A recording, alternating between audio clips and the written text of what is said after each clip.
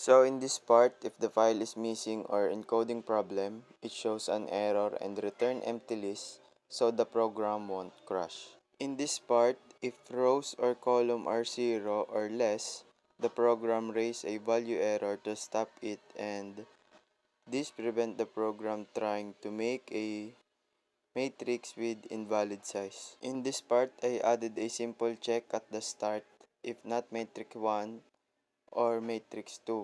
This line makes sure that the program won't crash if either matrix is empty, and instead it prints a warning.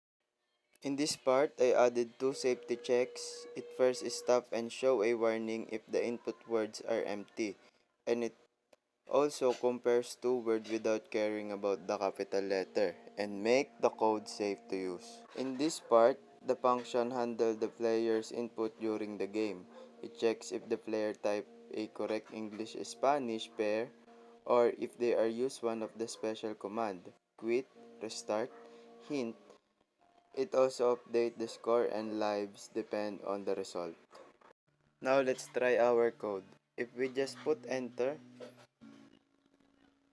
please exact two words, it handles the error. Now let's try the hint, quit, and restart. As we can see, we have points, 10 points and 3 lives.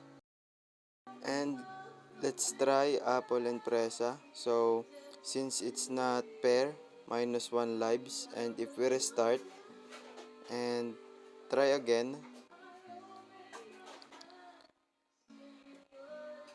our lives is restored.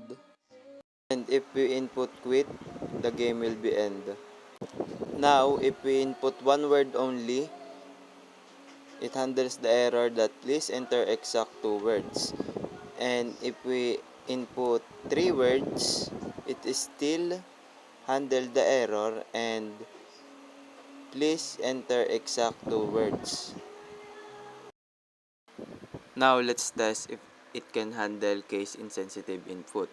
We'll try entering the text in different capitalization and check that if it doesn't deduct a life and still increase the score.